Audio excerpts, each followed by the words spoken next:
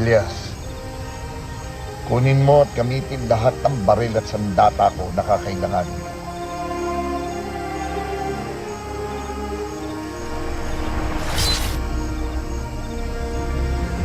Gamitin mo ang mga itinuro ko sa'yo para kunin ang hustisya na ipinagkait sa'yo.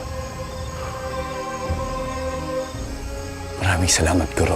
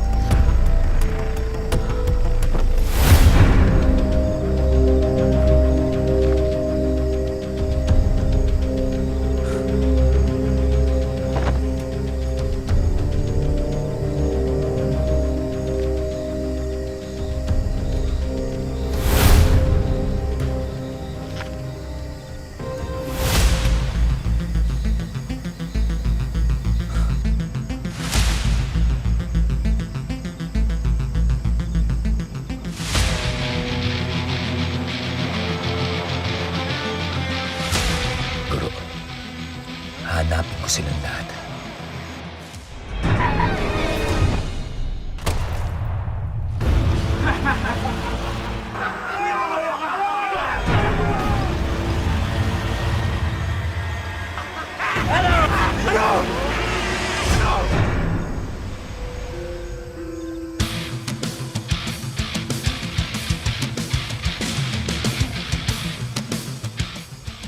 Uubusin ko lahat ng mga taong pumatay sa pamilya ko. At hindi na ako papayag na may mabiktima pa sila.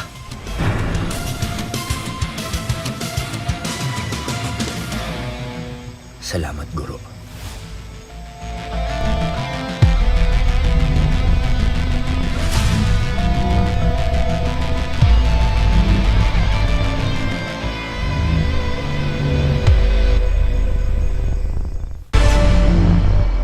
Natin napuntahan, pero kahit anino ni Elias, hindi natin nakita. Nasaan na kaya si Elias? Ilang buwan na rin, hindi siya nagpapakita sa atin eh. Ayokong mag-isip ng masama ang mga brother pero baka tama yung mga sinasabi ng mga marites na wala na nga si Elias, hindi na siya babalik. Hindi totoo yan. Babalik si Elias. Bukas sa bukas din, pagtapos ng biyahe natin, hanapin ulit natin siya. Tama. Sige. Hanapin pa rin natin siya. Bukas, sama-sama tayo. Sige. Sama tayo bukas. Uy.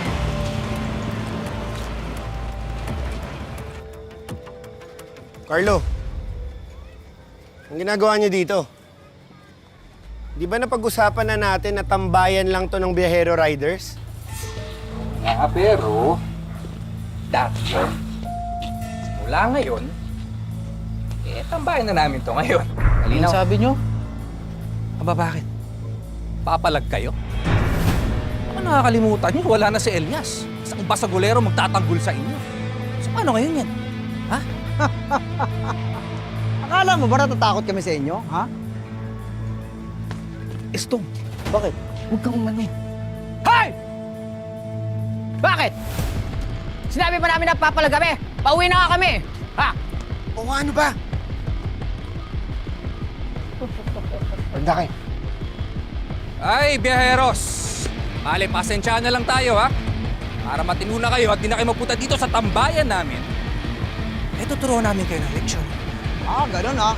Simulan na natin to! Come on! Sila ko? Hindi ikaw, laki mo. Ito! Ito ka! Sige na! Sige!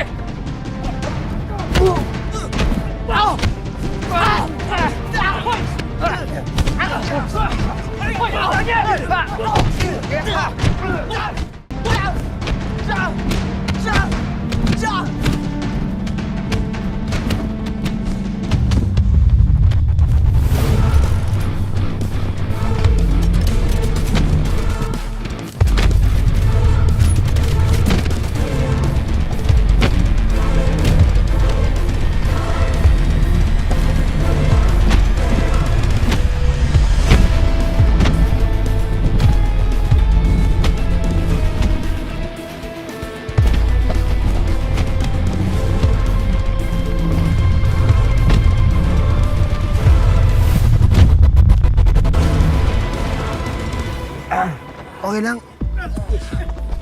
Teka, hindi pa tayo tapos! Tara, tara! Tapos! Ano? Balik kayo! Ha? Madumag kayo!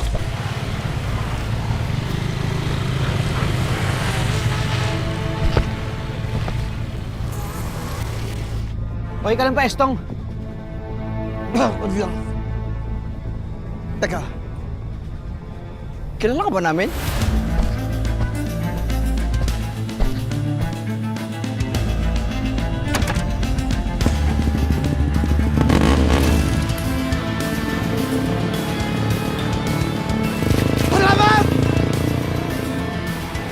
Okay ka lang ba? Estong! Kasi ako sa skutan.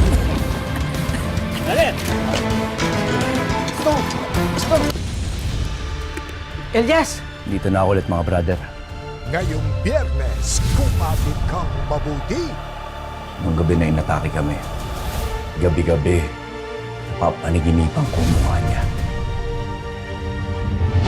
Dahil ubusan na ng lahi, mangyayari na ang inaabangang pagbango ni Elias Guerrero.